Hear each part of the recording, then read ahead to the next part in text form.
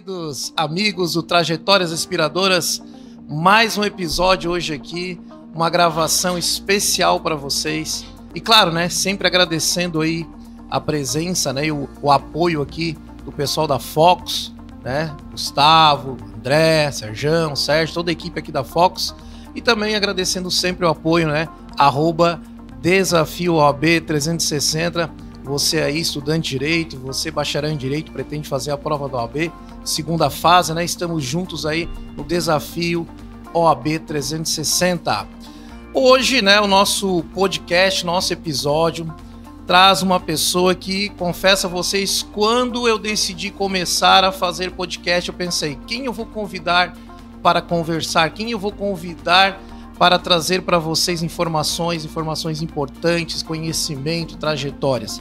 E no primeiro momento já me veio essa pessoa na cabeça. Eu tenho que convidar essa pessoa, porque é realmente uma pessoa que tem uma importância muito grande, né, no meio acadêmico, no meio jurídico.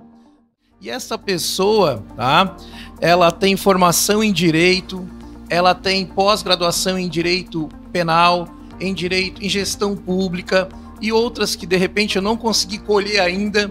Ela tem um livro que é inspirador, tá? E ela é delegada de polícia, delegada regional. Eu tenho o prazer de trazer para vocês hoje aqui, doutora Vivian Garcia Selig. É sempre uma satisfação participar desses projetos inovadores e inspiradores, trazendo a trajetória de profissionais, que é salutar, porque nós sabemos, especialmente os estudantes de Direito, que de uma forma ou de outra nós nos inspiramos nas pessoas que nos antecederam. E seja para ser um grande advogado, um juiz, um promotor, eu nem imaginava que seria delegada de polícia. Muito obrigada pela oportunidade, professor. Tenho certeza que o bate-papo será incrível, com muitos insights para quem está começando ou até mesmo mudando aí de carreira, porque os novos tempos nos permitem essas novas possibilidades. Perfeito, muito obrigado mesmo de coração, tá? E vamos lá, assim como você já destacou aqui, né? Você, desde criança, teve esse sonho, já assistia filmes policiais, quando eu crescer quero ser assim?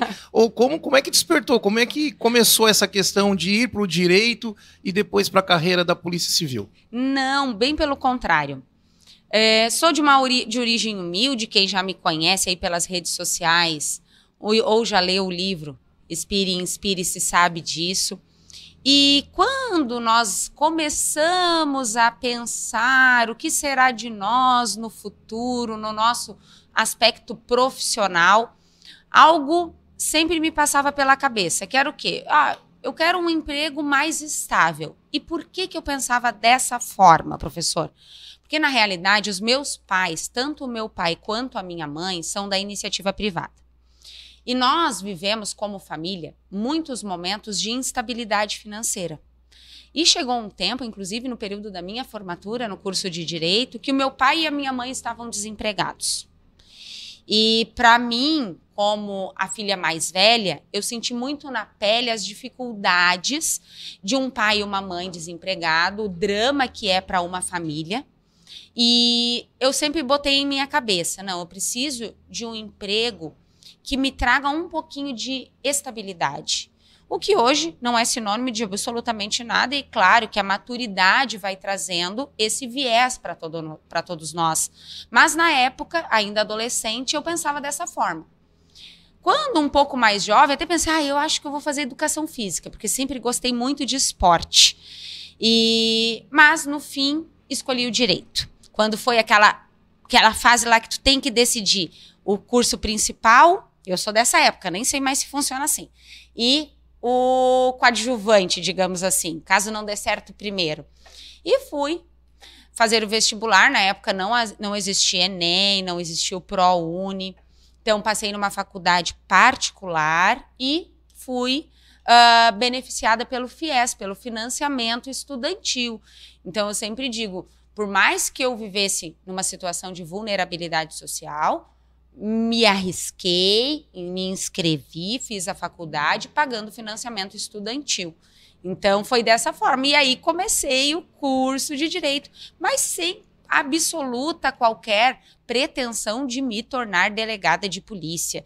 Durante a faculdade, muitas outras opções passaram pela minha cabeça. Pensou desistir do direito em algum momento durante a faculdade? Começou e disse, não, achei o meu caminho. É isso Fiquei que eu muito quero. apaixonada. Na realidade, eu não sou uma mulher de grandes paixões. Eu sou uma mulher focada. Então, no momento em que eu escolho fazer o direito, eu me apaixono por ele, obviamente, mas levo ele até o final. Hoje eu tenho outras, digamos assim, preferências também, mas eu sou muito focada, não sou de decidir algo e depois abrir um leque de situações. Não. Decidido, a partir dali, traçar, seguir naquela mesma estrada. Então, naquele momento, eu estava focada em ir muito bem na faculdade. Então, eu sempre fui muito estudiosa, e tanto que aí eu recebi uma bolsa ao final da conclusão do curso para a Escola da Defensoria Pública pelo fato de ter sido a melhor média da turma. E então, o meu foco era esse. Agora, se seria delegada, se seria juíza, sempre o estudante de direito, eu até pensei, sabe, professor, eu quero ser juíza. Sempre passa isso pela cabeça de alguns alunos. Mas, após formado, eu digo, não, agora, qual a próxima fase? Depois, já que tem o curso aí 360, o que o estudante de direito hoje tem como foco? Se formar e passar na OAB. Até porque hoje o concurso para delegado de polícia exige 3 anos de atividade jurídica. Exato. Da mesma maneira que o Ministério Público e o Judiciário. Então, na minha época não era assim, porque eu já tenho alguma estrada aí.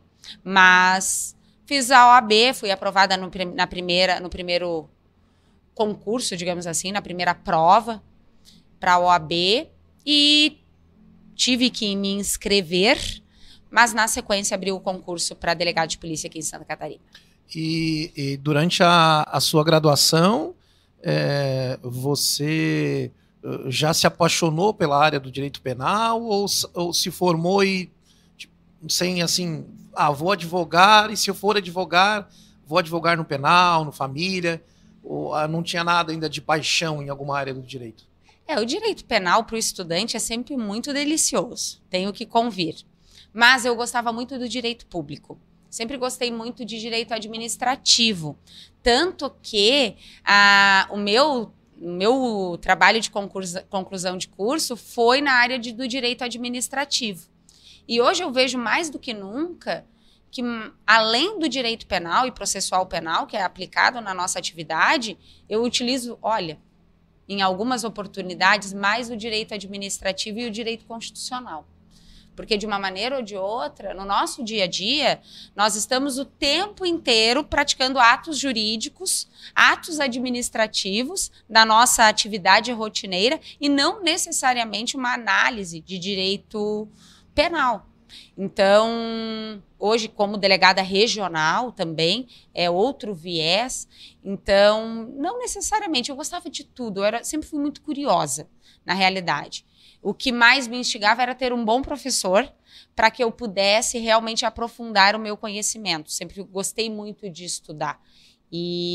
Porque desde muito cedo, para mim, sendo de uma origem humilde, ficou muito claro que só um único caminho poderia me tirar daquela situação em que eu estava.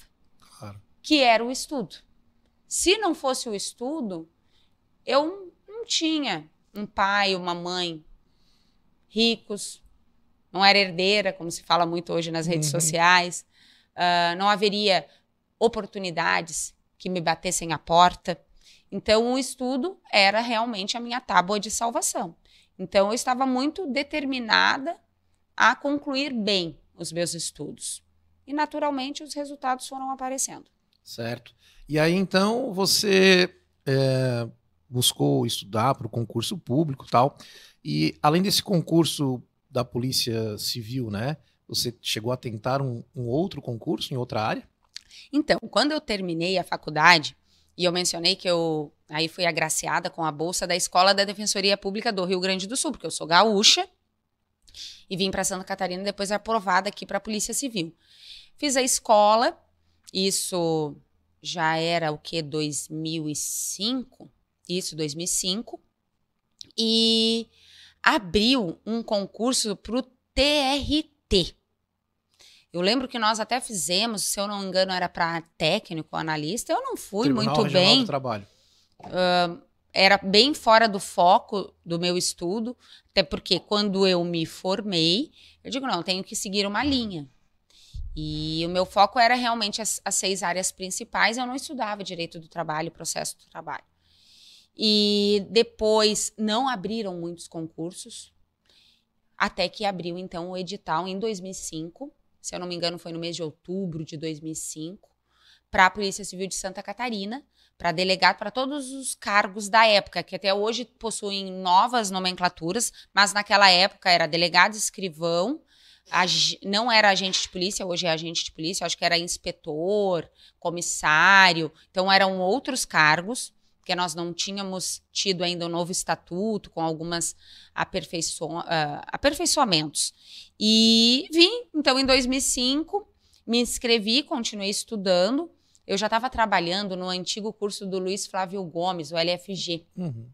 Quando eu terminei a escola da Defensoria, eu digo, não, o que eu farei? Não tenho dinheiro para arcar com qualquer outro curso que pudesse me trazer mais conhecimento, até porque os concursos, nós sabemos, né? Tem um grau de dificuldade muito grande. Então, eu fui até o LFG, bati na porta e perguntei se eles não estavam precisando de monitores, secretários, office boy, o que fosse. E aí, então, como naquela época o online estava recém-iniciando, como que aconteciam? As aulas eram gravadas em São Paulo, e precisava de um monitor para ligar, para desligar, para se desse erro no sistema, ficar cuidando. Então, era bem arcaico. Transmitido na própria sede da LFG na cidade, né? Isso. Um telão, tal. Ao vivo, e nós, lá no caso, em Porto Alegre, e tantos outros LFGs pelo Brasil. Então, não, a gente está precisando de uma monitora para o curso, e aí eu disse, não, eu tenho interesse no intensivo, que era o curso chamado do intensivo, que eram 6 meses, e só que nós precisamos que essa pessoa que esteja monitorando fique nas secretarias aos sábados. Aí eu digo, não, tudo bem, que era fazer o administrativo aos sábados. E ali fiquei.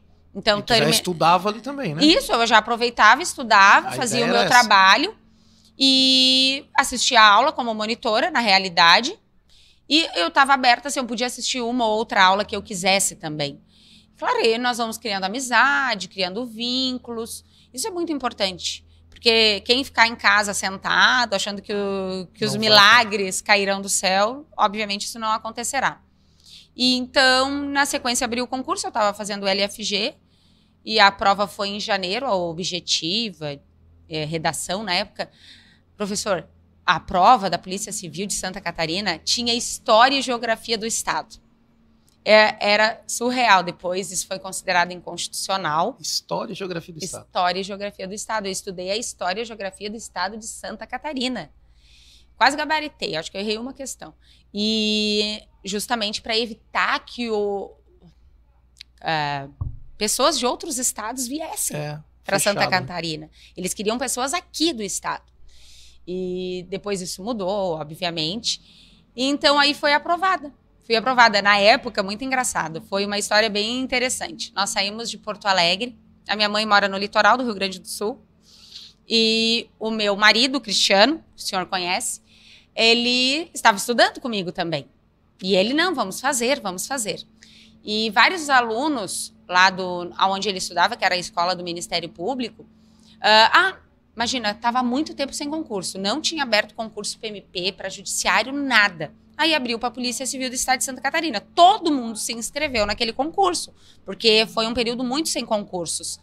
E nós saímos com, eu chamo o Clio Vermelho, que o Cristiano estava na época, lotado, 5 pessoas, dormimos naquela noite na casa da minha mãe, nós todos, para no sábado pela manhã ou domingo pela manhã, nós virmos até Criciúma, aqui no sul do estado, fazer o concurso.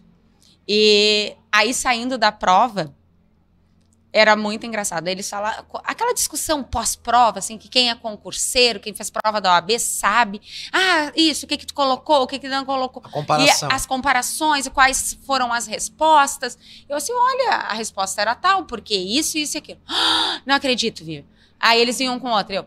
Não, porque tinha aquele detalhe, aquele pega-ratão que a gente chamava, não sei, nem sei se usam mais esse termo, porque eu sou meio das antigas. Aí ele assim, não, eu digo, não, aquilo ali eles botaram como um pega-ratão naquela prova, porque tinha a questão tal que dizia dessa forma. E aí tá, né? Mas naquela época não tinha gabarito rápido, era tudo muito demorado, se criavam grupos em algumas redes sociais muito mais arcaicas do que nós temos hoje. Hoje quem fez concurso cria um grupo de todas as pessoas naquele grupo e já dialogam sobre. E até que, então, fui agraciada com o 18º lugar para concurso de delegado de polícia aqui no estado. Olha, já no ano de 2006. Que legal. Sabe que você falando da sua história na LFG, até me recordo, acho que de repente, não sei se você sabe, né?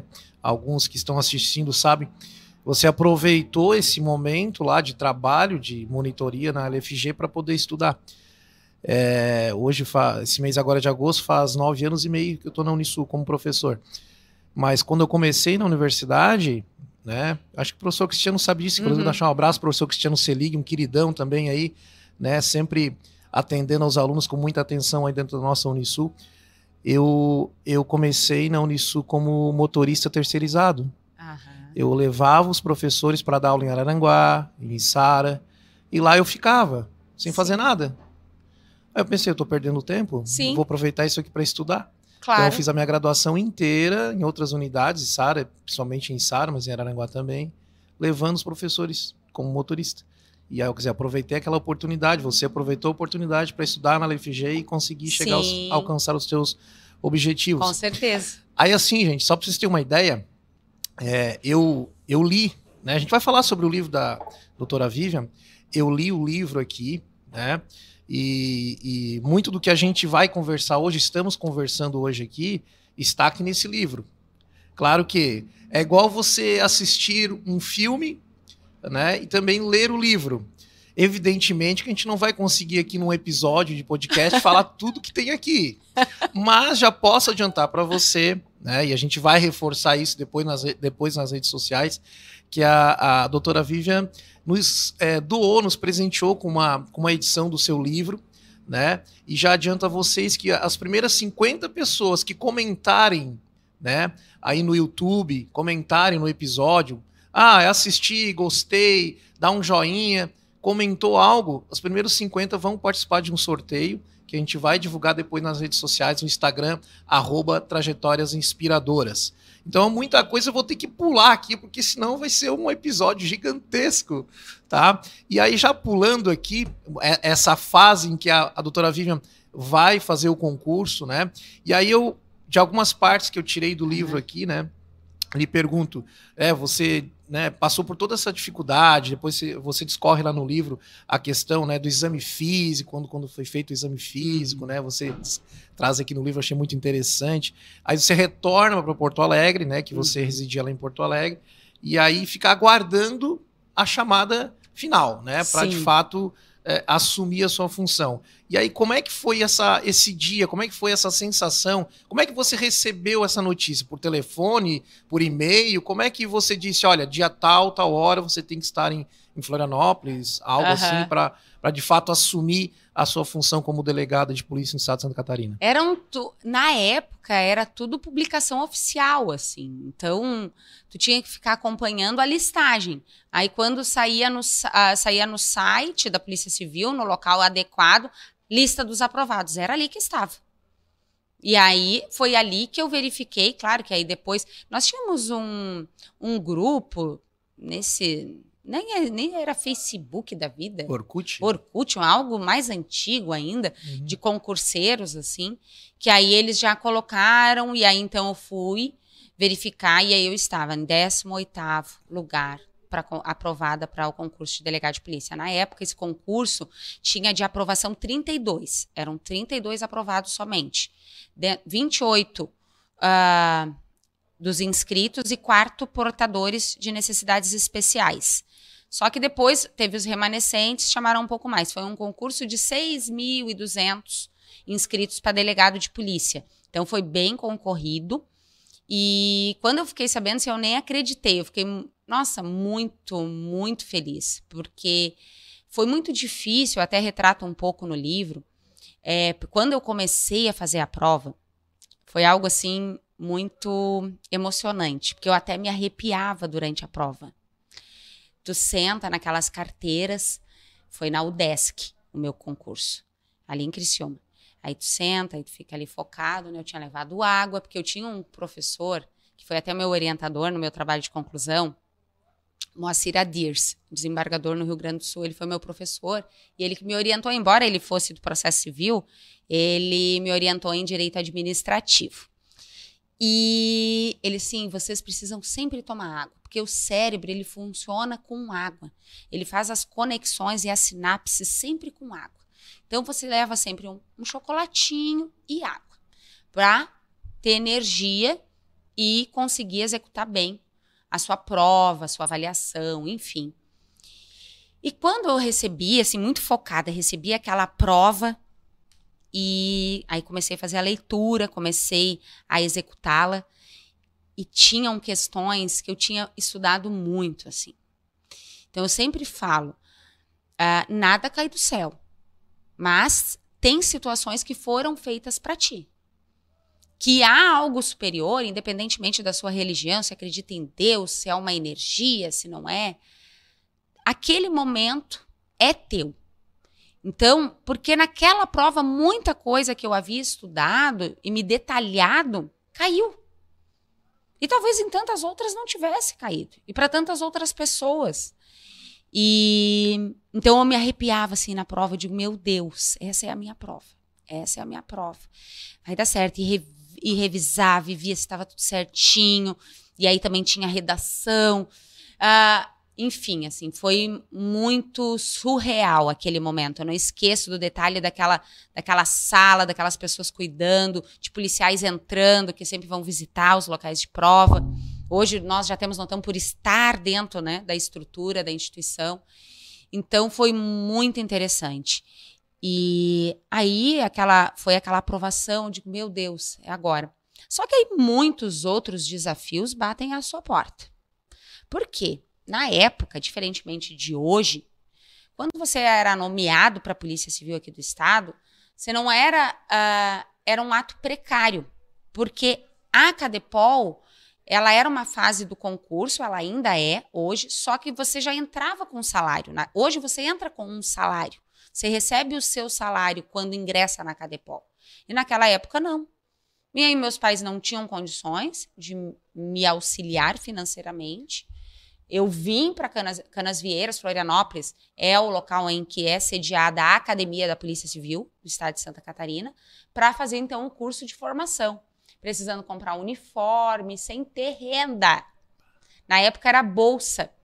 E o governo atrasou, foi pagar a nossa bolsa no final da nossa formação. Olha, foi um perrengue que, olha, é inimaginável.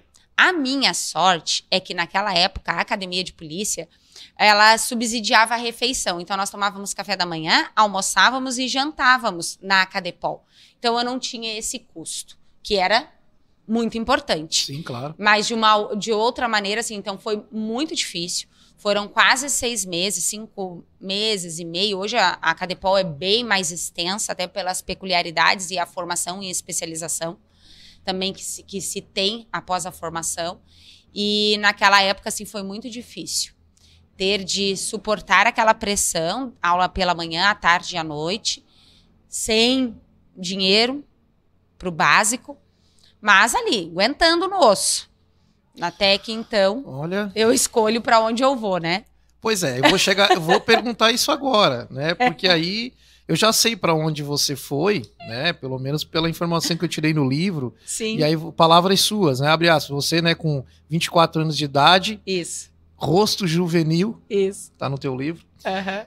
Delegada na maior cidade de Santa Catarina. Foi isso? Foi. Então, como é que foi, por ser mulher, rosto juvenil, delegada na maior cidade de Santa Catarina, que é Joinville?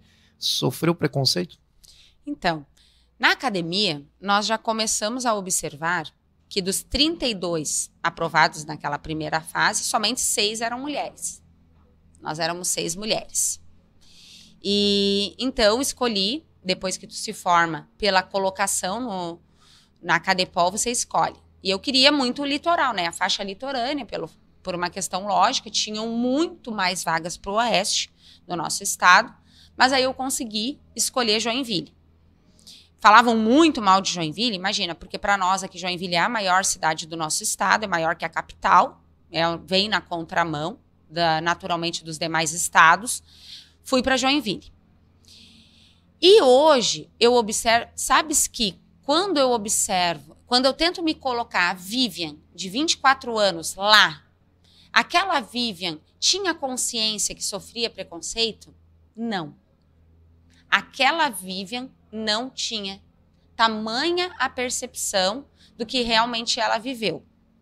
Hoje, já com quase 42 anos, com muito mais experiência e maturidade, eu observo de uma maneira muito diferente do que eu observava lá. Porque o que acontece?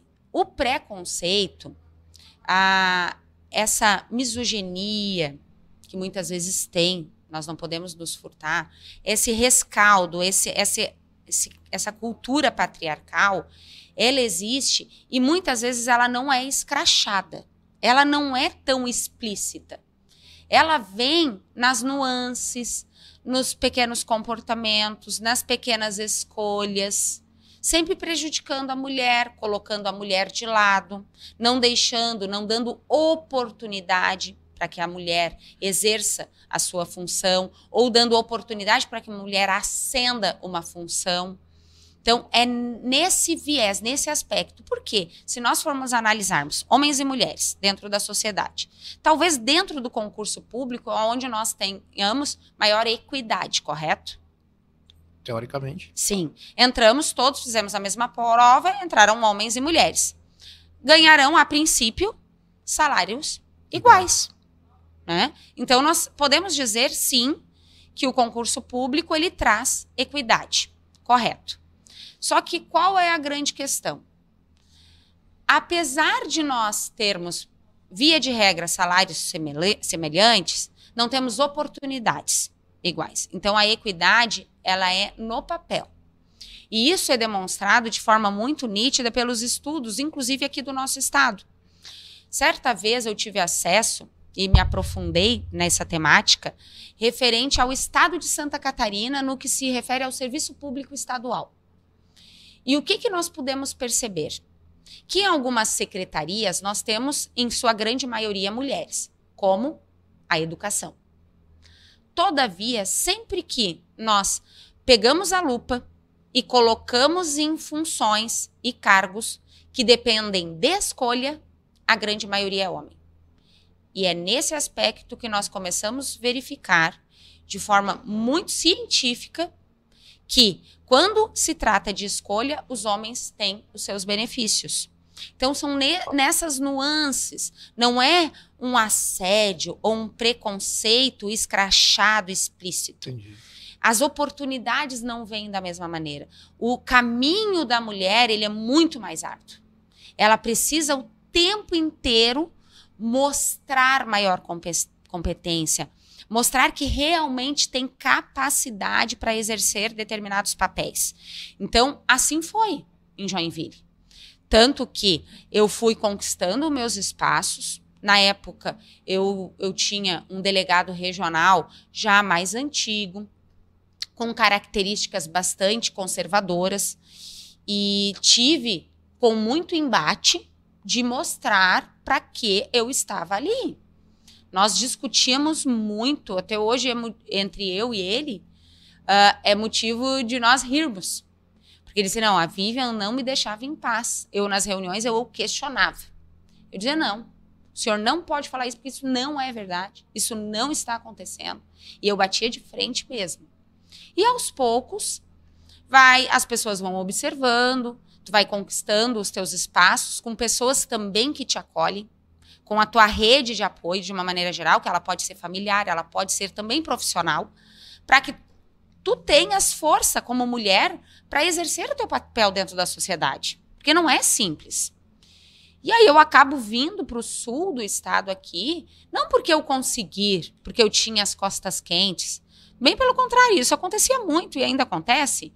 Não, porque aí eu promovi, esperei o tempo, aí eu tive a opção de promover dentro da carreira, e aí eu escolhi a região sul, que seria mais próximo do Rio Grande do Sul, da família, porque nós estávamos aqui sozinhos. Então, para poder...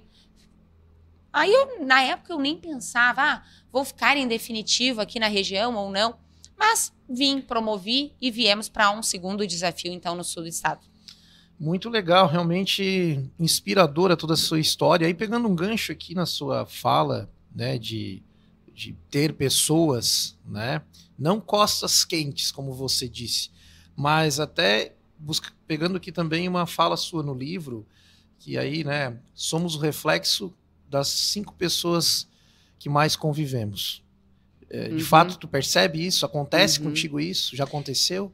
Isso, acontece. E talvez hoje... Tem muita coisa do livro hoje que eu já amadureci mais do que da época que eu escrevi, que foi 2020, né? Hoje algumas coisas eu até mudaria.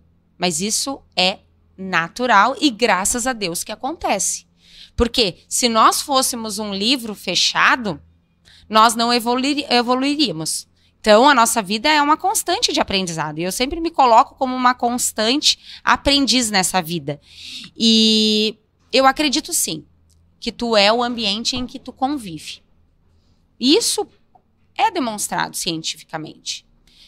Tanto que humanos que vivem com animais, tem a história do menino Mowgli, ele sentia, ele acreditava que ele era um lobo. Eu fui lobinha também, escoteira. Para quem não sabe, também fui lobinha e fui escoteira. E da mesma maneira, a história do Patinho Feio também nos demonstra isso. E são pequenas histórias que talvez quando a gente lê num primeiro momento, entende que elas são bobinhas e que não trazem nenhum insight do que realmente é. E, na realidade, se nós observarmos ao nosso entorno, nós nos inspiramos, nós nos motivamos quando pessoas nos motivam. Então, eu tenho amigas, eu tenho familiares que estão em crescimento, que estão estudando, que estão crescendo como pessoas profissionalmente, e se evoluindo como seres humanos. Naturalmente, eu vou buscar me evoluir. Eu não vou me acomodar. Então, naturalmente, eu entro nessa energia, nessa dinâmica de buscar algo. Seja profissional, ou às vezes não é profissional. Às vezes é uma postura de necessidade de autoconhecimento, ou de cura de alguma doença, ou até mesmo de determinadas escolhas que tu tens que fazer na tua vida. Então, eu entendo sim que o meio faz a pessoa. Mas não que aquele meio seja a tua sentença de morte. Por quê? Eu estava numa cidade do interior e convivia com determinadas pessoas.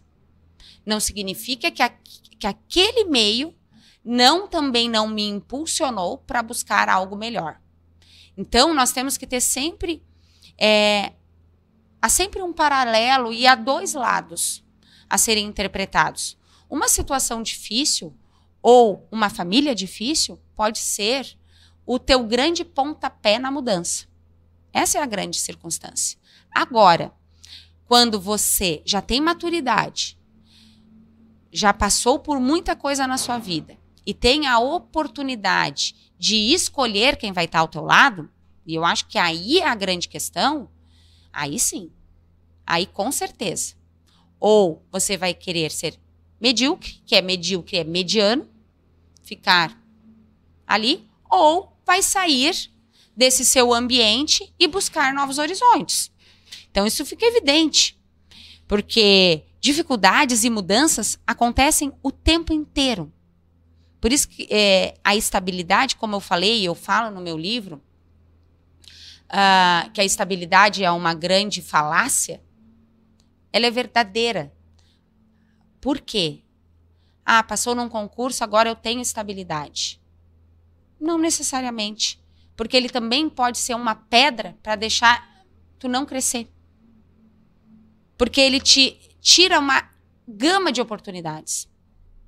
E se tu não estiver disposto a buscar novas oportunidades, buscar novas conexões, buscar, eu posso dar aula, eu posso ter projetos pessoais diferenciados. Se você não estiver disposto, talvez você entre no serviço público, odeie o que faça, atenda mal o público, porque quem entra no serviço público tem que estar consciente que ele está ali para servir o público, servir. Ele tem que estar disposto a doar. A doar não, porque ele está recebendo para isso, mas de uma maneira comprometida o seu tempo de trabalho para beneficiar a sociedade, para fazer com que a sociedade a cada dia se torne um local melhor dentro dessa grande engrenagem que é o serviço público. E a maioria das pessoas, eu quero estabilidade, quero entrar, e não quer fazer o diferente. Não quer mudar realmente o mundo, a sociedade em que vive. Então, essa estabilidade que eu digo que não existe, porque pode ser que eu saia daqui, passe mal, descubra uma doença, e aí? Que estabilidade existe na minha vida? Nenhuma. Essa é a grande questão. Agora, o que me deixa muito tranquila é que, enquanto eu estou vivendo, eu estou tentando, por intermédio do meu trabalho, mudar o mundo, atender bem as pessoas. Por isso que eu sempre deixo meu Instagram assim, muito à vontade, as pessoas me passam muitas mensagens por ali, para que eu realmente possa ajudar as pessoas. Porque eu entendo, sim, que se isolar, se encastelar e achar que os problemas dos outros não são nossos, estaremos muito próximo do abismo, do fim de uma sociedade justa, igualitária, fraterna. Desde a Revolução Francesa estamos tentando e ainda não conseguimos. Semana passada eu recebi uma mensagem muito legal no Instagram. E essa pessoa veio fazer um relato a mim. Na realidade foi quase que uma confissão. E ele disse que eu o atendi num momento muito dramático da vida dele. Depois eu me recordei do que se tratava. Ele tinha sido preso e tinha sido conduzido até a delegacia de polícia. E cabe ao delegado fazer a análise técnico-jurídica da situação, para ver se há necessidade daquele cidadão ficar realmente preso, em flagrante delito, ou ser liberado. E ele fez um relato muito legal, que o atendimento foi tão maravilhoso e que ele se sentiu, imagina, olha o preso falando isso pro delegado, pra delegada, né? Algo que nem se imagina. Sim. Foi tão maravilhoso que eu tive tanta sensibilidade e que aquela noite foi a pior noite da vida dele e que eu consegui, daquela noite, trazer um grande aprendizado para ele. Porque eu conversei, eu expliquei quais eram os direitos dele, o que ia acontecer, o que não ia acontecer, e que ele podia ficar muito tranquilo. Estava tudo certo. E depois de um tempo, ele me explicando, né? Ele disse que começou a me seguir nas redes sociais, ali no Instagram, que é onde eu geralmente estou mais presente. Uhum. E aí ele disse assim, e eu realmente vi que tu é aquela pessoa que me atendeu lá na delegacia, que tu não cria um personagem na tua rede. Ele assim, eu não tenho nenhuma relação com ele. Eu o conheci naquela noite, no atendimento dele, num caso, obviamente, dramático. E foi muito legal. Esses feedbacks que nós recebemos da população é muito legal. Não significa que nós não tenhamos dias ruins. Que tem dias que eu estou muito cansada ou que eu estou muito estressada e que possa não atender bem uma ou outra pessoa.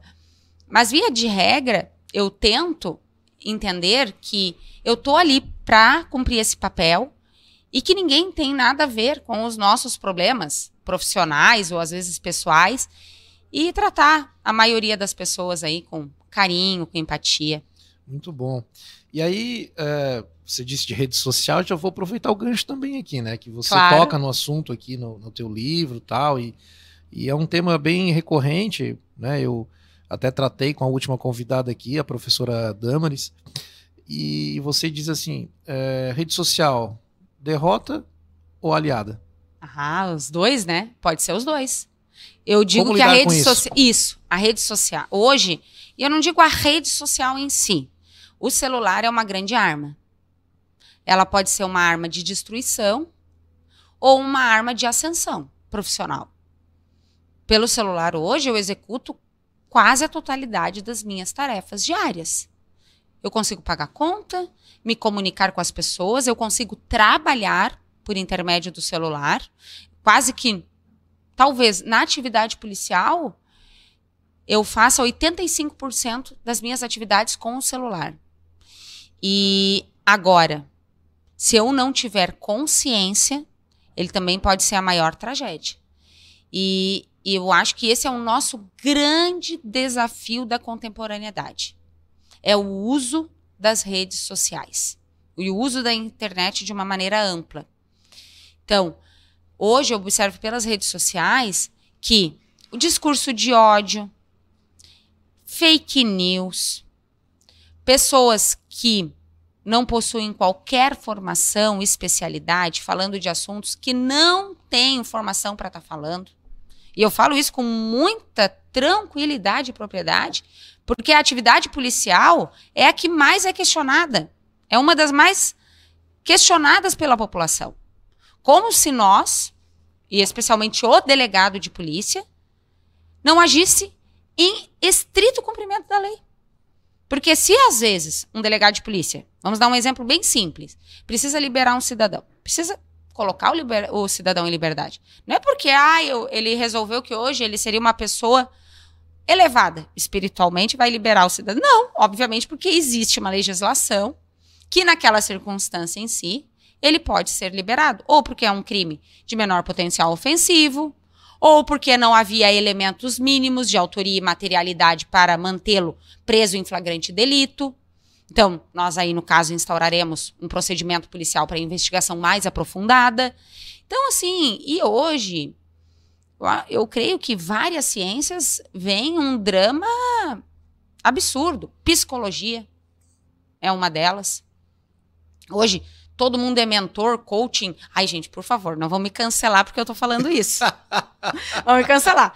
Não desmerecendo toda e qualquer atividade profissional. Mas, o que eu digo ali, e eu falo muito para as mulheres, eu tenho que me preparar para exercer os meus papéis. Eu não posso, professor, assim, ó, sempre me fazem muito assim, uma pergunta. Manda uma mensagem final, uma mensagem, o que as mulheres devem fazer para buscar os seus espaços, encontrar o seu papel dentro da sociedade. E eu sempre digo, de preparação, de estudo. Porque hoje, por exemplo, nós temos a cota de gênero, política. Será que qualquer mulher está preparada a ser uma agente política? Obviamente que não. Não dá. Então, as mulheres que querem ocupar os seus papéis, e falando nessa questão profissional, nós precisamos nos preparar, conhecer, estudar, para que quando exercermos o nosso papel, o façamos de forma efetiva, competente, coerente. E aí o que eu digo nessa questão que envolve hoje a atividade profissional científica, porque será que eu me colocaria para uma cirurgia cardíaca se não fosse um cardiologista? Por que eu vou para um atendimento psicológico? Eu vou escolher um psicólogo. Agora, só pelo fato de eu ter lido 50 livros, ou ter feito um curso de final de semana, será que eu estou apto a avaliar questões tão importantes que pessoas estudaram, por vezes, uma vida para entender? Então, eu sou uma defensora obviamente, da democracia, da legalidade, mas e da ciência. E da ciência. Então, não acredito que a Terra é plana, e qualquer absurdo que se fale nas redes, sempre com um viés emocional muito forte e ideológico. Então, eu tento ser muito coerente nas minhas percepções, e o uso das redes sociais, para mim, ele é limitado.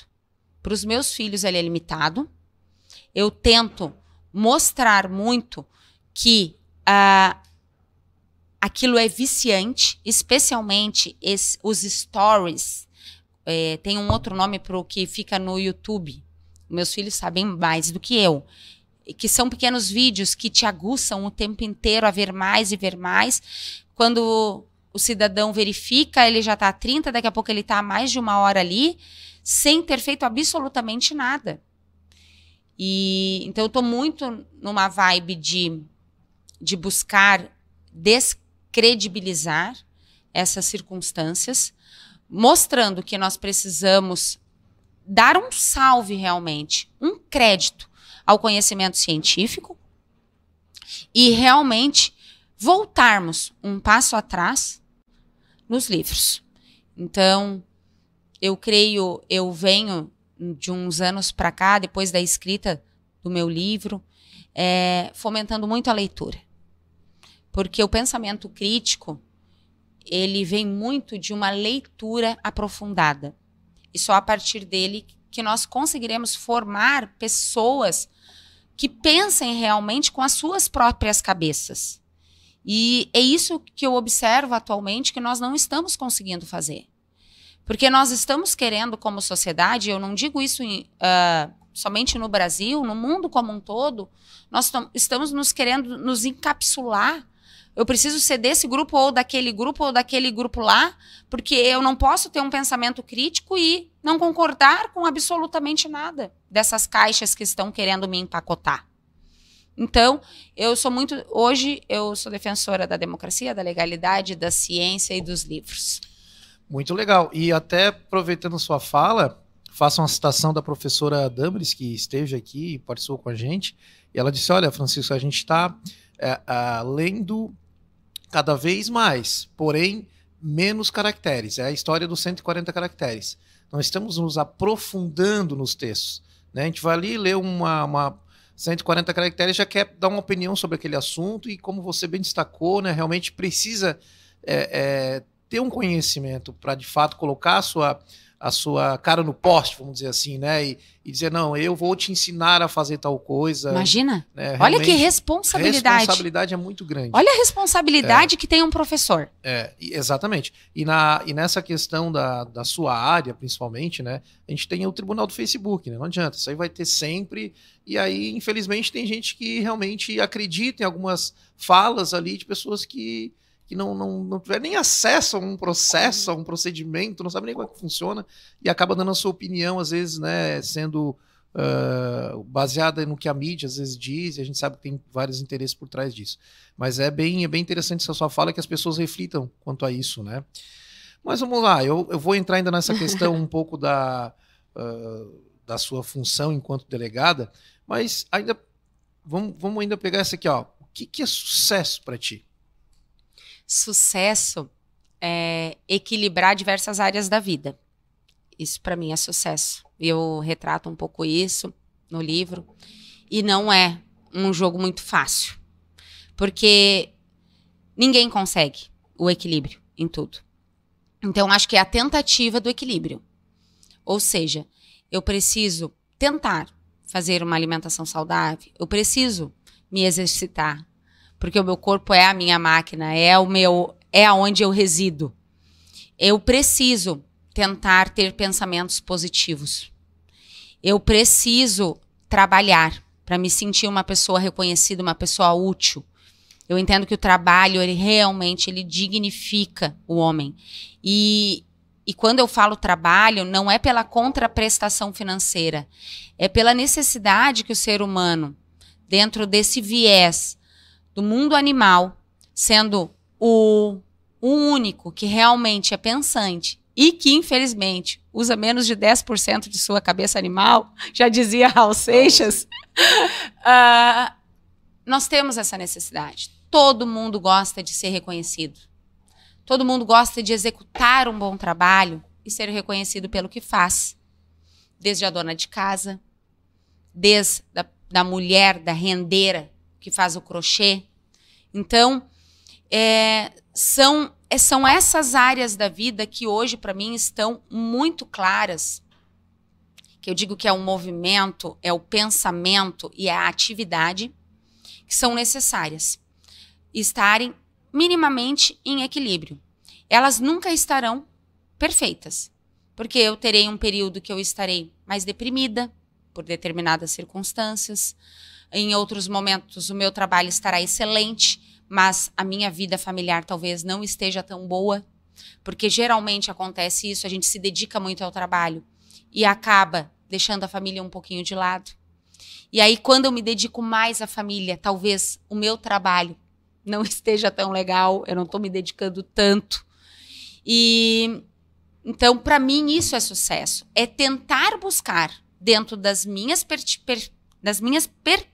minha perspectiva individual, porque a minha perspectiva é muito diferente da sua, buscar o meu equilíbrio. Então, que ele é utópico, mas eu vou o tempo inteiro, durante a minha caminhada, dentro da minha trajetória de vida, buscar. Então, para mim, isso é sucesso. Então, é um grande desafio o tempo inteiro. Eu manter essas áreas da vida em um equilíbrio mínimo, digamos assim, para que eu possa trabalhar em alta performance, consiga performar. E para que eu faça isso, eu preciso de momentos de solitude, porque para mim é evidente que eu preciso ter momentos sozinha em coisas que eu gosto de fazer, como é uma leitura, como um exercício físico, para que eu consiga me manter criativa, consiga ter ideias para o que eu vou executar. Porque quem pensa que no serviço público tu só cumpre tabela, bem pelo contrário, a gente consegue desenvolver muita coisa e trazer novas ideias, inclusive às vezes olhando para a iniciativa privada. E então, para mim é isso, assim, eu estou o tempo inteiro buscando. Eu realmente tenho essa dificuldade hoje. O meu grande desafio é controlar a minha ansiedade. Hoje, esse é o meu grande desafio atual. Então, pelo fato de eu ser muito acelerada e buscar muito por uma questão histórica, então, pelo fato de eu me conhecer e fazer terapia, obviamente. Obrigada, psicóloga, que me atura aí há mais de 10 anos. Eu, obviamente, tenho que, muitas vezes, parar, respirar fundo, porque a minha respiração está curta, eu estou em crise de ansiedade e preciso relaxar. E tirar o pé lá do futuro, porque eu quero executar já aquilo que está lá na frente, e voltar um pouquinho aqui para o presente e curtir esse momentinho que está aqui, que é o meu grande desafio. Então, há aqueles que têm o pé no passado, a delegada Vivian tem um pé no futuro. Eu já quero estar executando lá na frente. E aí, eu tenho essa dificuldade. Então, para os ansiosos aí de plantão, tamo junto. Boa, essa foi boa. Não, legal. A ansiedade é um problema sério. E é uma doença. Não é brincadeira, eu tô rindo aqui de nervoso. Mas ansiedade é uma doença e, obviamente, tem que ser tratada, tanto que eu estou me tratando, não com medicamentos, porque pretendo não entrar neles, mas com muita terapia e autoconhecimento. Tá certo. Então, a vida não é um mar de rosas, e por isso a vida não é uma constante. Mas legal. Vamos lá, aí agora, de fato, conversar um pouquinho aí sobre a Vivian, delegada, a doutora Vivian, que, né, acho que tem essa marca, né, de ter sido a primeira delegada regional, primeira mulher, né, delegada regional. E aí, qual foi o desafio aí de 14 municípios, você teve que organizar toda essa questão da Polícia Civil em 14 municípios. Como é que foi? Quais foram os desafios nessa função aí, mais do que desafiadora? Então, quando eu recebi esse convite para assumir a Delegacia Regional de Tubarão, na realidade, definitivamente era um grande desafio. Por quê? Não por acaso eu entrei nessa barca, que nem eu digo. Porque nós tínhamos o desafio de mudar todas as delegacias do município de Tubarão para um único local. Nós tínhamos tido, em 2016, um grande vendaval aqui na nossa região. Muitas delegacias ficaram destelhadas, tivemos uma série de problemas. E nós estávamos com diversas unidades em vários locais que pagavam aluguel e não eram coerentes à cidade. Então, assumi, fui a primeira mulher a ser delegada regional aqui do município de Tubarão, como na grande maioria das regiões. Aqui o estado de Santa Catarina, ele tem 31 regiões e a diretoria da Grande Florianópolis. E o que acontece? Nós temos, obviamente, em sua minoria, mulheres nas delegacias regionais. Agora, nós podemos observar que, com o tempo, mais mulheres têm se sedimentado em funções de gestão, o que não era comum. E agora, atualmente, estou como delegada regional no município de Laguna. É outra realidade, são regiões completamente diferentes. Região de Tubarão, uma região pouco litorânea, já a região de Laguna bastante litorânea, mas também com tantos desafios quanto foi Tubarão. Então, são períodos que nós acabamos tendo de escolher. Eu poderia ficar em Tubarão, eu já estou no final da minha carreira como delegada de polícia, eu digo na ascensão. Eu cheguei ao último posto, na última entrância de delegado de polícia no estado. Eu já estou me aproximando a 18 anos de carreira. Então, eu poderia ficar em Tubarão, trabalhando numa delegacia, mas aí o delegado geral me convidou para esse novo desafio, sendo também a primeira delegada mulher regional em Laguna. Tive um grande desafio nos últimos anos, que foi ser presidente da Associação dos Delegados de Polícia. Então, lá eu fiquei por 2 anos. Foi uma grande escola, um aprendizado gigantesco, até lutar pelas prerrogativas dos delegados de polícia, defender a classe. Não foi fácil, foi um grande desafio. E estamos aí. Na realidade, é um dia de cada vez. E para as mulheres que buscam esse objetivo de crescer, de buscar algum cargo, alguma função, o que eu sempre digo, não pense que o que você está fazendo não está sendo visto. Desde esses pequenos atendimentos que nós comentamos aqui, ao que você executa no seu dia a dia. Tudo vai fazer parte dessa decisão lá na frente. E, na realidade, tudo está te preparando para que tu possas realmente exercer uma função mais complexa à frente. Então, eu digo que as coisas foram acontecendo no momento que tinham de acontecer. Não por acaso eu fui para a maior cidade do estado. Lá foi uma grande escola para mim. Lá eu fiquei por quase 4 anos. Depois venho para o sul. Trabalho em delegacias estratégicas, em delegacias especializadas, coordeno equipes. Depois vou à delegada regional de Tubarão, fico por 4 anos e meio, assumo a Associação dos Delegados de Polícia por 2 anos, retorno, crio a primeira delegacia de proteção aos direitos das mulheres dentro da DEIC, que é a Diretoria Estadual de Investigação Criminal. Talvez seja o grande know-how de investigação criminal do nosso estado, onde tem várias delegacias especializadas, dentre elas a Delegacia de Proteção aos Direitos das Mulheres, que foi criada há pouco tempo. Eu que inaugurei, eu fui a primeira delegada a titularizar essa unidade, montando o local, a equipe para lá trabalhar. Voltando então, e aí assumindo novamente a delegacia especializada em Tubarão e estando hoje como delegada regional. Então, nada acaba sendo muito por acaso. As coisas vão acontecendo como devem acontecer. E você vai fazendo o seu papel, que nem lá no início da nossa fala. Você pensava, Não. Eu ia trabalhando, eu ia estudando, e trabalhando, e estudando, e me focando, e buscando alternativas, buscando melhorar processos, melhorar procedimentos, buscando parcerias, e assim eu fui fazendo. E, naturalmente, isso foi chamando a atenção das pessoas. E foi me abrindo portas que talvez, se fosse pelo fato de eu ser a mulher, lá do Rio Grande do Sul, sem conhecer ninguém, em Santa Catarina, não tivesse aberto. Então, foi por conta dos meus comportamentos, da minha ousadia, pela minha coragem de realmente assumir alguns espaços. Olha, realmente as pessoas precisam entender o processo, né? Esse é o grande desafio também, né? Tudo é uma questão de processo. Realmente inspiradora a sua fala, a sua história.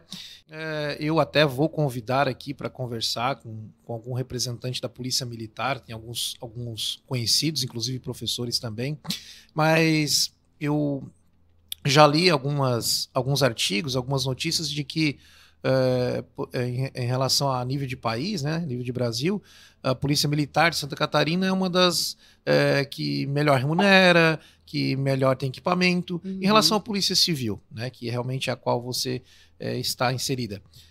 Como que a Polícia Civil de Santa Catarina está, né, num patamar a nível de Brasil, nesses quesitos, né, de quantidade de profissionais, equipamentos, remuneração? Como é que está essa questão? Na realidade, a Polícia Civil hoje a Polícia Civil de Santa Catarina é a Polícia Civil mais bem avaliada do Brasil. Nós temos os melhores índices de criminalidade do país, ou seja, que envolve a resolução e a prática de crimes violentos. Agora, a Polícia Civil do Estado vem numa decrescente de efetivo. E nós não fazemos segurança pública somente com material tecnológico. Apesar de a tecnologia ter nos auxiliado muito no nosso dia a dia de trabalho, nós precisamos de pessoas. Então, hoje, por lei, só para termos uma ideia, podemos ter aí pessoas que vão fazer concurso, que desejam fazer concurso para a Polícia Civil aqui do nosso estado. O que acontece? Por lei, a Polícia Civil do Estado teria que ter 5.997 agentes. Agentes que eu digo todas as carreiras, né? Delegados, escrivães, agentes de polícia e psicólogos policiais. Porque nós temos a carreira também de psicólogo policial. Então, vamos arredondar. Por 6 mil policiais. Hoje, nós temos pouco mais de 3 mil policiais na ativa. Para os 295 municípios do nosso estado. Então, não anda muito fácil de dar conta da demanda de forma qualitativa, como nós gostaríamos. Então, apesar das dificuldades, nós estamos levando o piano, fazendo o que tem que fazer, ainda com maestria. Estamos numa dinâmica, sim, de pedir concurso, o nosso grande mote. Então, foi autorizado o concurso para delegado de polícia e psicólogo policial. E estamos na esperança que no próximo ano, já em 2024, no início do ano, se possível, se abra concurso para as outras carreiras, mas não um concurso para 50 vagas. Nós precisaremos aí de um concurso que supere 1.000 vagas. Porque cada dia alguém se aposenta. Alguém adoece, nós estamos com o efetivo muito, muito envelhecido. E a criminalidade hoje, cada vez mais, é mais jovem. Então, nós precisamos renovar esses quadros, trazer uma nova dinâmica, até porque os próximos concursos, eles também terão de retratar a nova realidade da Polícia Civil. Porque ela terá de retratar a realidade da criminalidade. Hoje, por exemplo, qual a realidade da criminalidade pós-pandemia? Um incremento gigantesco dos crimes praticados pela internet, especialmente o estelionato.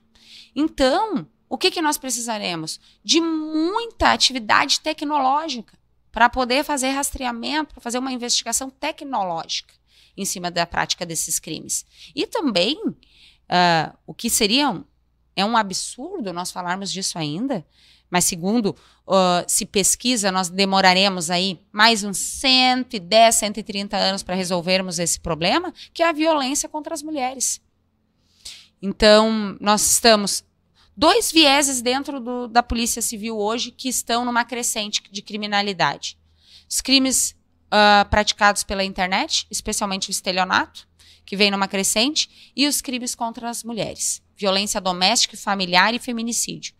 Porque estamos numa decrescente nos crimes graves, tanto de homicídio, latrocínio, furto é muito cíclico, acaba tendo muita conexão com o tráfico de drogas, organizações criminosas, pelo uso de drogas. Então, isso é muito importante porque a maioria dos furtos são pequenos furtos.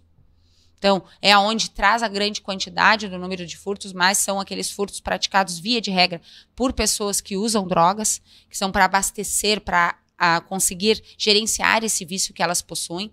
Então, hoje a Polícia Civil, embora seja a melhor polícia do nosso país, nós precisamos de investimento. Nós precisamos conscientizar os nossos governantes, e eu falo isso tanto em nível federal, que nós estamos em tramitação com a Lei Orgânica das Polícias Civis, porque para trazer um regramento uniforme. Porque não se, a Polícia Civil de Santa Catarina é de um jeito, a do Pará é de outro, a da Bahia é de outro, sendo que os estados todos possuem Polícia Civil. Então nós precisamos ter pelo menos um mínimo existencial, como se fala no direito, né? O mínimo existencial das polícias civis, para que elas sejam reconhecidas. E então nós estamos lutando pela nossa lei orgânica nacional e, no âmbito estadual, por esse incremento de efetivo e o resgate de direitos que nos foram retirados nos últimos 4 anos, para um maior equilíbrio e justiça com os policiais que estão aí há mais tempo na instituição. Entendi. É sempre uma batalha, né? Realmente, eu não imaginava que o número estava tão reduzido, pela metade, praticamente, do estabelecido, né? Sim, porque se pegares, vamos dizer que o nosso efetivo seja, que ele é aproximado, de 3.500, eu sempre tenho, dentro de determinado período, pessoas de férias, sim, de licença, doentes, há um adoecimento grande dentro da estrutura, muitas pessoas com problemas psiquiátricos, psicológicos, porque a pressão do dia a dia é muito grande. Sim. O policial, o grande diferencial do policial é que 100% do seu tempo você lida com um problema extremo da sociedade. Então, o tempo inteiro tu tá lidando com um problema, geralmente todo mundo trabalha com problema, mas com um problema extremo. Morte, crimes sexuais, violência doméstica e familiar, crimes contra os idosos, enfim, uma infinidade de problemas graves. No momento está aberto um concurso da Polícia Militar, acho que 400 ou 500 vagas, 400 masculino e 100 feminino, é o que eu ouvi dizer. Então, quem sabe, está batendo na porta aí também um concurso. Isso, saiu o edital, foi FGV, se eu não me engano, foi a banca selecionada para fazer, e veremos se a prova ainda sai esse ano. Que é o grande, digamos, o grande diferencial é que, por exemplo, o concurso para delegado de polícia, especialmente, ele é muito demorado. Então vai ter a prova, depois vai ter a segunda fase dissertativa, vai ter prova oral, tem a prova física. Então, o concurso para os agentes da autoridade, que são aquelas carreiras que ficam na pirâmide da instituição, ainda o concurso, de uma maneira ou outra, é um pouco mais dinâmico. Mas hoje, sair do concurso de delegado, aproximadamente um ano e pouco, para esses delegados estarem sendo inseridos na atividade de base. Então, nós teremos um alento, saindo tudo conforme planejado, talvez daqui 1 ano e 2 meses, aproximadamente. Só para nós termos uma ideia. Então, é bastante dramático o que a gente vive atualmente. E aquele dia até a gente conversou lá em Laguna, né? Uhum. E você disse que atende também em Maruí. Isso, nós estamos sem delegado em Maruí, até por uma gestão estratégica. Então, eu estou trabalhando lá, alguns outros colegas também, mas para que nós possamos focar em municípios mais populosos e com maiores problemas estruturantes de criminalidade. Então, acabou sendo uma gestão estratégica dentro da região, da 18ª. Mas nós temos muitas delegacias sem delegados, e não só por uma questão de gestão, por questão de análise criminal, mas também por falta de efetivo. Isso é natural. E teríamos que mudar muitas coisas. Então, é uma luta constante, porque como a Polícia Civil ela é vinculada ao Executivo, nós precisamos do interesse político em reestruturar a Polícia Civil. Então, não é somente uma vontade, tem que ter todo um know-how político em cima disso. Então, para abrir concurso, para modificar a nossa legislação, trazer direitos, melhores prerrogativas, uma série de todo esse arcabouço legislativo depende do interesse do governo. Então, para que as mudanças ocorram. Então, nem sempre é tão simples. E quando nós estamos agora no início do governo, algumas coisas já estão andando, movimentando, mas geralmente historicamente isso é visto, mais do meio para o final do mandato é que realmente as coisas vão começar a sair. Agora sim. É mais uma reorganização, então não é fácil. Interessante. Doutora Vivian, a maioria dos nossos ouvintes e, né, os que nos assistem pelo YouTube, pelo Instagram, são bacharéis em Direito, né, ou acadêmicos, mas a gente também tem um público de outras áreas. Sim. Né, que o podcast Trajetórias Inspiradoras traz aqui profissionais de todas as áreas de conhecimento, então, para ter também um público de todas as áreas de conhecimento. Então, considerando que nem todos que estão nos assistindo, estão nos ouvindo, são da área jurídica, você pode dizer qual é a função, né? Qual é a função de um delegado de polícia? O delegado de polícia, ele é o chefe da instituição Polícia Civil. Falar de uma maneira bem simples. E ele é responsável por presidir as investigações policiais e os trabalhos de polícia judiciária. E o que seria isso? O que acontece? Nós, no nosso país, que é uma república, nós temos a União, estados e municípios. Dentro da estrutura dos estados, nós temos vinculado ao executivo, como eu falei, a Polícia Civil. Então, os crimes que não são de competência da Polícia Federal, que geralmente tem como vítima a União, patrimônio da União, ou não são crimes militares, são de atribuição da Polícia Civil. Que é, 90% dos casos. Então, se você é vítima de violência doméstica, quem investiga é a Polícia Civil. Se alguém sofreu um homicídio, uma tentativa de homicídio, quem investiga é a Polícia Civil. Então, a Polícia Civil aqui no estado e de todos os estados da federação tem a sua atribuição precípua à investigação criminal e os trabalhos de polícia judiciária. Só que aqui no estado de Santa Catarina, especialmente, nós temos mais duas atribuições. As atividades administrativas de trânsito, por isso que os delegados regionais, nós somos a autoridade de trânsito e por isso que nós tramitamos os processos de suspensão de carteira, de CNHs, quando a pessoa, por exemplo, dirige embriagado. Então, ele vai ser multado, vai ter toda uma questão administrativa e também haverá o processo para ele se defender com contraditório, ampla defesa, no que se refere à suspensão da sua carteira. Então, os delegados regionais aqui no nosso estado, eles têm essa atribuição administrativa de trânsito. E uma terceira também aqui, que é o setor de jogos e diversões. Ou seja, a Polícia Civil emite alvarás para atividades de alta complexidade. Nós chamamos alta complexidade porque no período do governo do Jair Bolsonaro, houve uma mitigação de algumas atividades que hoje nem todas precisam de alvará da Polícia Civil. Mas, por exemplo, aquelas mais complexas, vamos dizer, um evento com um show, com um número grande de pessoas, todas precisam do alvará de funcionamento da Polícia Civil. Geralmente, um estabelecimento precisa de licença de funcionamento da prefeitura, correto? Paga os seus impostos, todas as suas taxas, e há determinados eventos, por exemplo, o Réveillon aqui da nossa laguna, né? Vai ter palco, vai ter trio elétrico. Então, teremos de expedir alvará para essa atividade, porque temos uma série de requisitos que nós precisamos cumprir. Segurança, banheiros, o ART das estruturas, firmados por engenheiros. Então, uma série de requisitos previstos na legislação que nós temos que observar.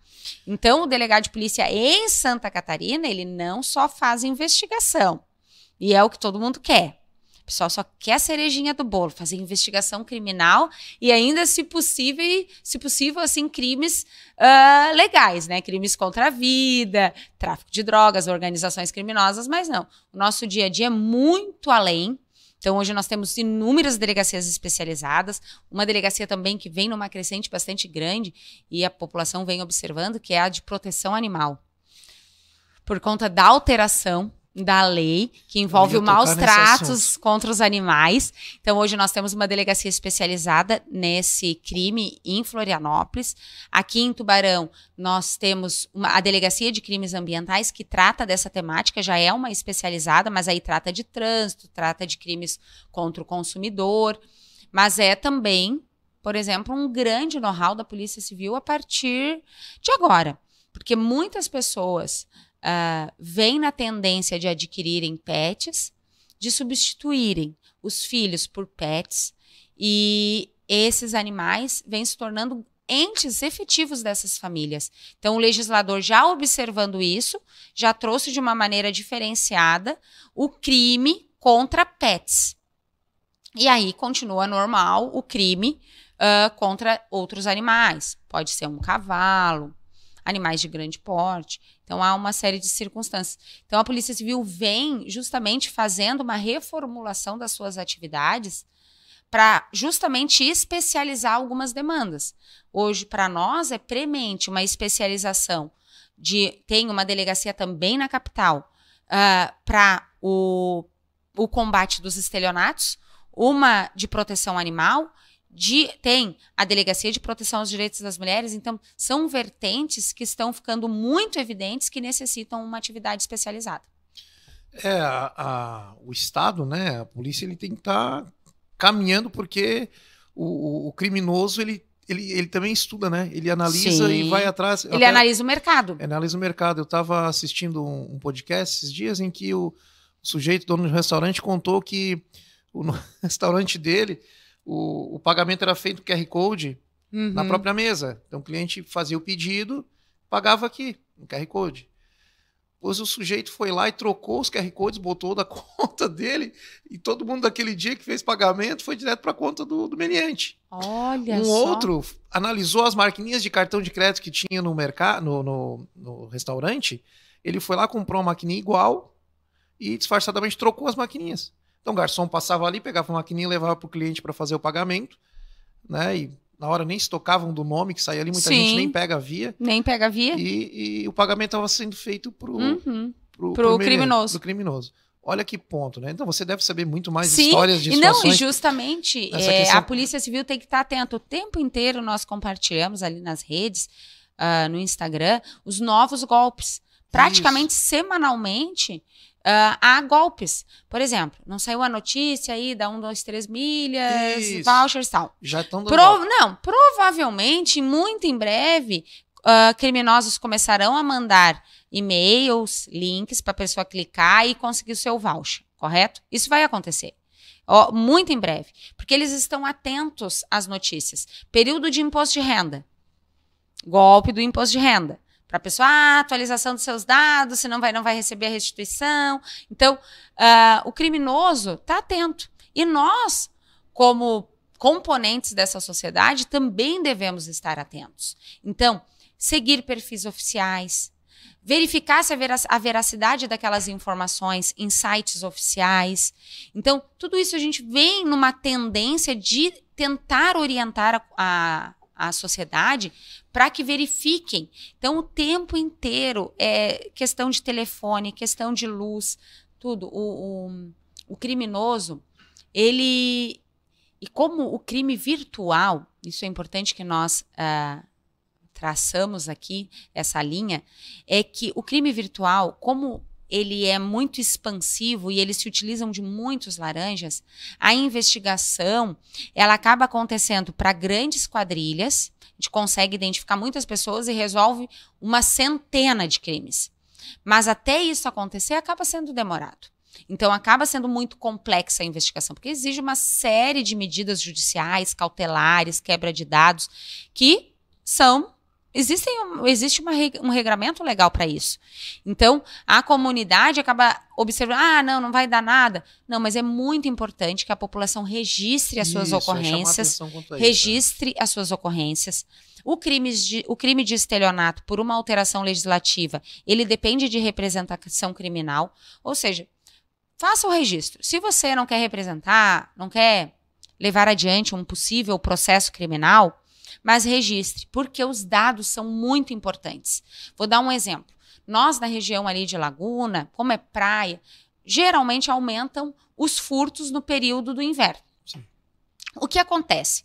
Nós startamos uma investigação e fomos correr atrás dos registros de furto em residência de determinada praia. O que aconteceu? Não havia registros. Todo mundo reclamava, nós observávamos que as pessoas estavam reclamando em grupos dos furtos, tal casa foi furtada, X casa foi furtada, todavia as pessoas não registravam. Então, esse dado é importante para a Polícia Civil, porque o registro é importante para que nós consigamos, porque muitas vezes são os mesmos criminosos que estão praticando uma série de crimes na região litorânea. Então, quando nós identificarmos e conseguirmos fechar a investigação, nós vamos resolver, às vezes, uma centena de determinados furtos. Mas a população ainda tem essa resistência. E nós estamos fomentando muito o registro virtual. Como a delegacia virtual hoje é uma realidade, né? Então você não precisa ir a uma delegacia de polícia para registrar o seu boletim de ocorrência. Na palma da sua mão, no celular, no seu computador em casa, registre o seu boletim, você vai receber o protocolo, é muito simples. Eu já registrei boletim de ocorrência na ferramenta ali, delegacia virtual. É intuitivo, então, caso necessite, até para perda de documento, às vezes é necessário, uma série de registros que são necessários no seu dia a dia. Sim. Então, a delegacia virtual está à disposição. Interessante. Muito bem. Você já foi convidada para dar aulas? Já. Imaginei que sim. Já. E aceitou? Não. Por que não? Ai, não é para mim. Sabe, não sinto meu coração bater mais forte. E eu gosto muito, assim, de fazer uma palestra, elaborar uma palestra, ir lá com aquele objetivo específico. Uhum. Mas, primeiro, pela logística de filhos, família, geralmente é à noite, e eu teria que abrir mão de muitas coisas. Sim, sim. E o repetitivo do dar aula, assim, não é algo que me atraia. Porque acaba sendo para o professor repetitivo, para o aluno nunca é. Você foi contratado para dar 3 horas aulas, mas você trabalha para dar aquelas 3 horas aulas, mas 12 horas. Porque antes e depois, né? A preparação, depois tem as provas, tem as correções das provas, tem alimentar todos os sistemas. Então, assim, é um trabalho realmente admirável, que deve ser respeitado e não o é. Mas eu digo que para mim, nesse momento, não. Tenho outros objetivos mais à frente. Talvez de outra matéria até, e não direito. Tá certo. Muito bem. Aí, 3 temas polêmicos, não é 2, né? Que a gente... Digo que é polêmico porque realmente as pessoas, sempre que tocam nesse assunto, né, têm opiniões diversas. Pena de morte, né, e redução da maioridade penal. Que a cidadã Vivian ou delegada Vivian, a opinião? Então, pena de morte é algo que eu nem discuto. Porque a Constituição prevê que pena de morte não existe no nosso país. E não entendo que a nossa estrutura jurídico-normativa está pronta para ter uma pena de morte. Porque nós estamos ainda muito defasados. Muito defasados. Tanto, e aí eu digo... como estrutura que envolve polícias, envolve o judiciário, o Ministério Público, o próprio arcabouço de defesa do cidadão. Imagine, os advogados teriam que estar muito preparados para isso. O nosso sistema prisional, imagina, teria que estar muito preparado. Hoje nós temos uma superlotação dos nossos presídios e penitenciárias que superam o imaginável. Então, nós não estamos prontos para uma pena de morte. Não temos estrutura. Então, e como a nossa Constituição ela é muito, muito clara, salvo se nós entrarmos em guerra declarada, eu nem falo em algo que, para mim, não é nem previsto na Constituição. É uma coisa que eu tenho um pouco de dificuldade. É discutir sobre coisas que, para mim, a Constituição é muito clara. É algo assim que eu tenho uma dificuldade. Para mim, está ali na Constituição. Ela é a nossa base normativa. é o que nos garante os nossos direitos, que traz todo o arcabouço de garantias. E para mim, ela deveria ser um tesouro a ser protegido. Então, eu tenho uma certa resistência a discutir certos temas. Mesma coisa, eu vou falar da menoridade. Isso. Mas eu vou falar outra, vou entrar no terceiro ponto dramático e que traz furor das sociedades. O aborto. Então, assim, para mim, a lei é clara. Eu sou a favor do que a lei prevê. É isso que eu sou a favor. A lei prevê os casos de estupro, de aborto legal, que no caso é estupro, feto anencefálico. Então, aquela situação pra mim, é a que eu defendo. É o que e vou dizer, isso foi previsto em 1941, essas hipóteses. Claro que teve as adequações jurídicas por parte do STF, até nesse caso dos fetos anencefálicos. E imaginem, lá em 1941, os legisladores tiveram a sapiência. Olha que tem coisa bastante retrógrada na nossa legislação. Para prever situações em que a mulher tivesse o direito de praticar o aborto. Legal. E hoje nós questionamos que uma mulher tem que ter uma sentença de morte caso ela seja estuprada, ela tem... É algo que eu não consigo discutir. Primeiro porque a maioria que quer discutir esse assunto não é da área jurídica e não entende absolutamente nada da legislação. Então, eu tenho essa certa resistência em discutir algo. Mesma coisa, menoridade penal. Menoridade penal. Eu entendo, e como sou uma defensora da ciência, que realmente um ser com menos de 18 anos possa cometer atrocidades. E comete atrocidades. Teve uma série esse final de semana que, ao final da série, a autora dos crimes era uma criança. Não me pergunto o nome, porque eu sou péssima para nomes. Já falei, sou boa fisionomista. E me chamou muito a atenção. Só que o que acontece? Foi feito um estudo para definir a maioridade. E a ciência demonstra que o nosso cérebro tem plasticidade pelo menos até 24 anos. E que nós não temos a nossa formação intelectual madura, completa até essa idade. E o legislador à época entendeu que 18 anos é razoável. Então, abaixo de 18, ele tem um arcabouço normativo diferenciado dos 12 aos 18, que é o Estatuto da Criança e do Adolescente, e não significa que ele não responda. Essa é a grande questão. Não há impunidade para quem acima de 12 anos cometam um crime, que nós chamamos pela lei de ato infracional. Mas é um ato infracional análogo a um determinado crime previsto na nossa legislação. Então, não há impunidade. Ele vai responder. E vou dizer o quão é dramático para os pais levarem os filhos às delegacias para responderem por atos infracionais. É dramático. Esses adolescentes, eles jamais serão os mesmos. E cada vez mais está acontecendo. Seja crimes contra a honra, praticado pelas redes sociais, crime de ameaça. Agora tivemos os ataques às escolas. Quem ia para a rede social criar perfil falso, mas existia um ser por trás dele, para ameaçar ataques em escolas? Adolescentes. Todos eles responderam criminalmente por isso. Responderam dentro da estrutura prevista no Estatuto da Criança e do Adolescente, mas responderam. Só aqui em Tubarão, 5 no período. Eu estava na Delegacia da Mulher. Então, eu entendo hoje que está adequado. Está adequado. O que eu tenho mais dificuldade de entender é a falta de estrutura para o que é previsto na lei. Isso me incomoda.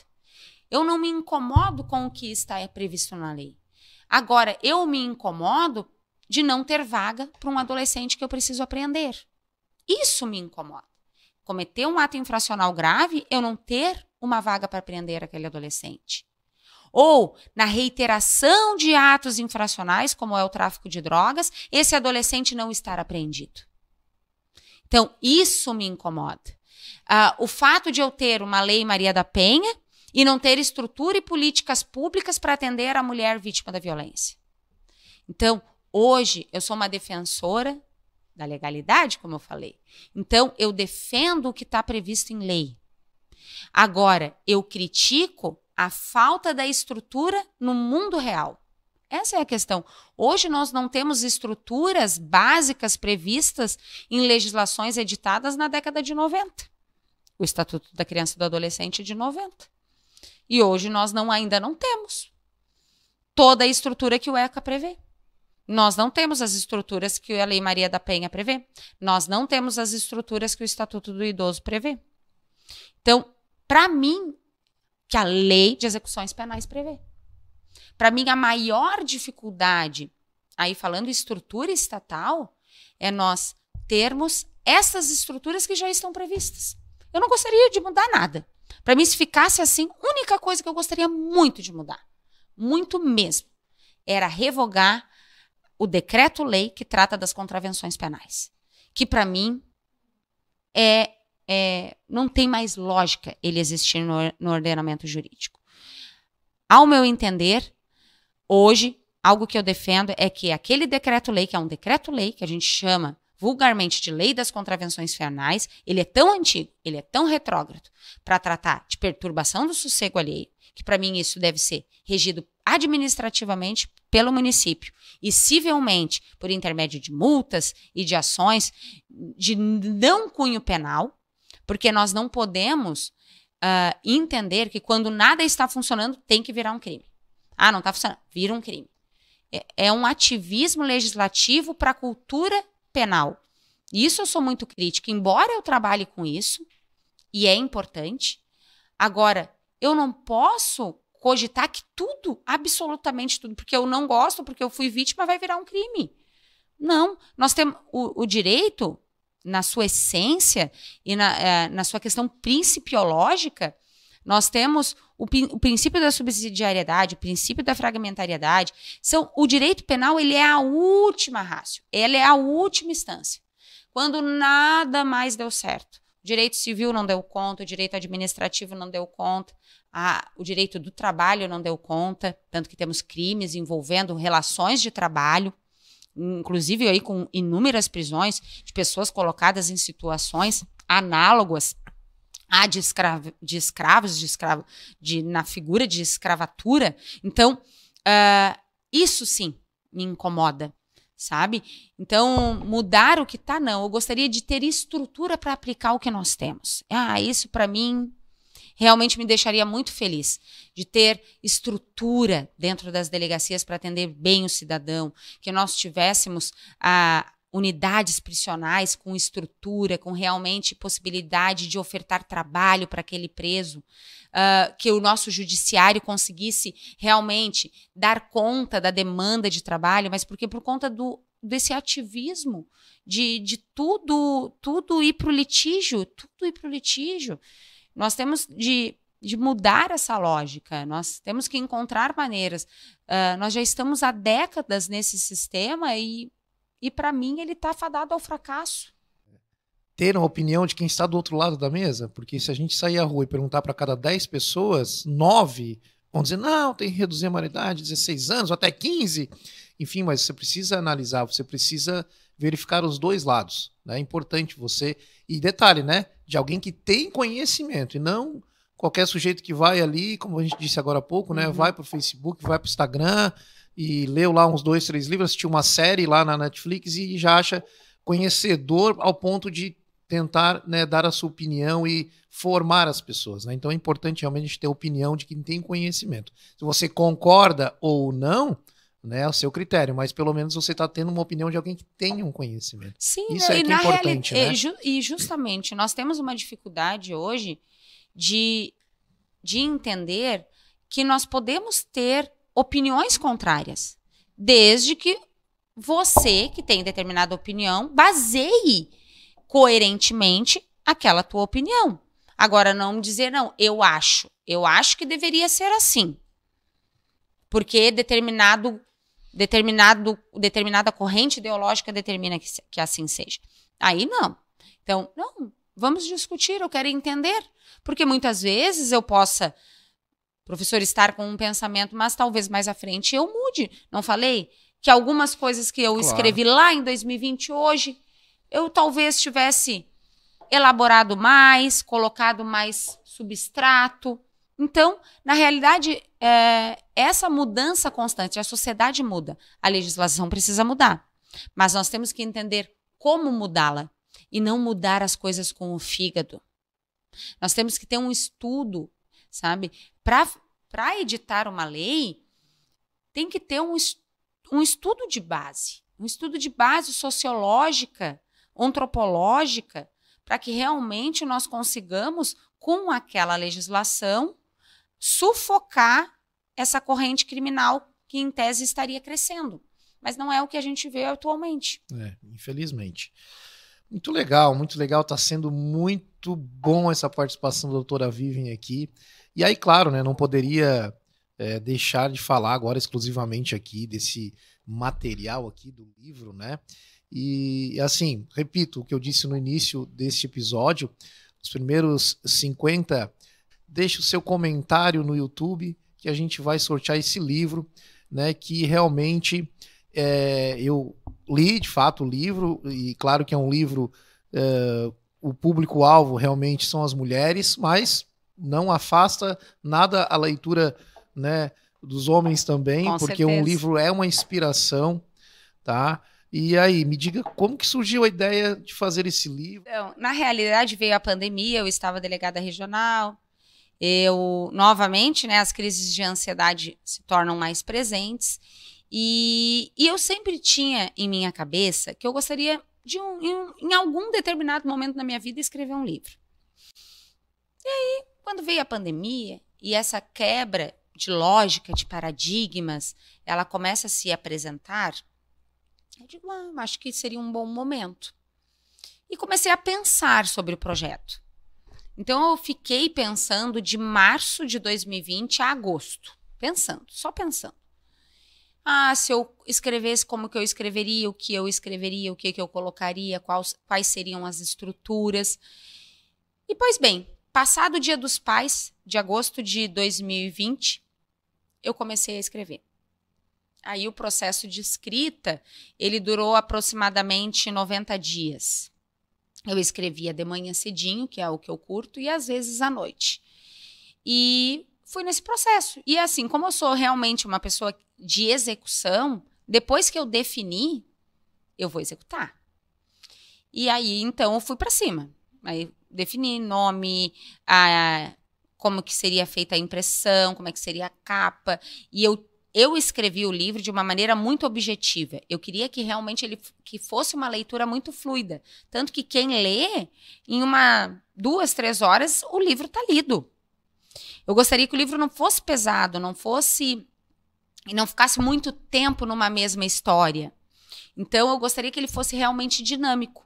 E eu acredito que eu tenha conseguido chegar nesse papel, para justamente aquelas mulheres, o meu grande objetivo, eu até falo um pouquinho disso na apresentação, mulheres que não têm rotina de leitura, para justamente ele instigar, e foi o que ele realmente fez. A venda eu não consegui fazer o evento de lançamento, acabei fazendo uma pré-venda, porque aí quando ele saiu, que eu faria realmente o lançamento, após a pré-venda dele, veio a segunda onda da Covid, e então ficou assim, mas mesmo assim nós vendemos muitos livros pelas redes sociais, pessoas do nosso contato, e hoje eu já estou num novo projeto, eu escrevi 2 livros infantis, e estou na fase de lapidação desses livros, e o meu objetivo é poder realmente ajudar as crianças e adolescentes para que eles reflitam sobre os seus problemas. Com base em experiências dos meus filhos, eu quero abordar, na realidade, abordar assuntos importantes da infância. E E quem sabe, eu escrevi 2 livros, eles serão lançados em breve. E ele será um livro infantil 2 em 1, com duas histórias. E o meu objetivo mais à frente é que se esses personagens se tornem uma série para que nós possamos abordar assuntos de relevância para a sociedade, seja infantil ou juvenil, como bullying, crimes sexuais e tudo que nós vivenciamos no nosso dia de delegacia. Então, com esses personagens, com uma abordagem empática, poder abordar assuntos de relevância. Então, esse é o meu grande objetivo.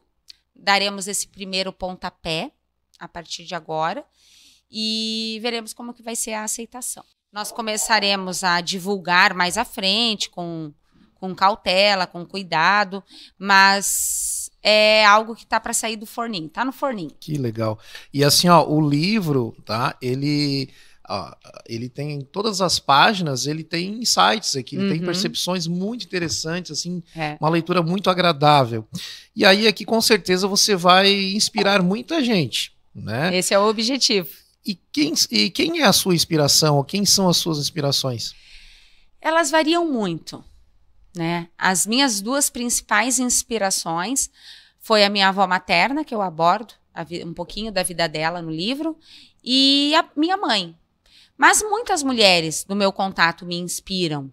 Mulheres do dia a dia, especialmente, e mulheres aí que estão nas suas lutas diárias. Eu não tenho grandes ídolos. Não sou uma pessoa afeita a ídolos. Eu sou afeita a comportamentos. Então, eu sempre fico muito inspirada quando comportamentos me mostram novos caminhos. Então, quando alguém toma uma atitude que fez uma baita diferença no mundo, na vida da sociedade, então eu não tenho muitos ídolos, não tenho um ser que me ilumina, mas admiro muitas e muitas e muitas pessoas. Aqui no nosso país, por exemplo, né? Muitas mulheres quebraram paradigmas e artistas esplendorosas. Agora tivemos a morte da Rita Lee, uma mulher que, quem lê a biografia, ela tem 2 biografias, inclusive, a biografia da Rita Lee, sensacional. E porque ela é um ser humano, repleta de erros, de acertos, mas que quebrou paradigmas do seu tempo, quando mulheres não poderiam fazer ou escrever músicas. Então, esses comportamentos eu admiro, eu me inspiro neles, sabe? Várias mulheres aí da história, a própria Tarsila, mulheres na política, Michelle Bachelet. Então, assim, várias. Hoje, a ex-presidente da Austrália, uma mulher também que eu fico muito admirada. A própria Chimamanda também, uma mulher que, nossa, teve que lutar muito. Uma mulher negra que, talvez eu, uma mulher branca, eu jamais vou conseguir entender essa intersecção ainda das lutas, né? Que são muito diferentes, as lutas de uma mulher branca e as lutas de uma mulher negra. Então, assim, são muitas que me inspiram. Eu poderia ficar aqui nominando muitas. Todas mulheres, alguns homens, obviamente, também. Que isso não envolve gênero, e sim um comportamento inspirador de pessoas que realmente estão comprometidas com o mundo. Isso que me admira muito. Pessoas que estão comprometidas em mudar o mundo. Seja o mundo à sua volta ou de uma maneira mais ampla. Quem consegue mudar de maneira ampla é quem está com o poder nas mãos. Mas nós, no nosso dia a dia, conseguimos mudar aquele nosso microsistema de quem está na nossa volta. E é isso que me inspira. Muito legal mesmo. E assim, eu gosto sempre, doutora Vivian, antes de encerrar, né, os nossos episódios aqui, de deixar bem à vontade, né, o participante, às vezes, para fazer um agradecimento. Quando eu digo fazer um agradecimento, agradecer aquelas pessoas que fizeram parte da tua trajetória, que fazem parte, Porque às vezes na correria do dia a dia a gente acaba passando despercebido e não diz um muito obrigado para algumas pessoas que fizeram e que fazem parte. Sim. De repente agora, neste momento, é a oportunidade de você deixar esse registro. Quem você gostaria de repente de dar aquele muito obrigado que passou despercebido em algum momento? Nossa, eu teria tantas pessoas. Nossa, isso é muito legal. Esse exercício da gratidão é algo, às vezes, meio piegas. Tá ficando meio clichê, às vezes, gratidão, gratiluz. Quem não me conhece, eu sou bem palhaça. Hoje até me sinto bem tranquila, assim, sendo bem...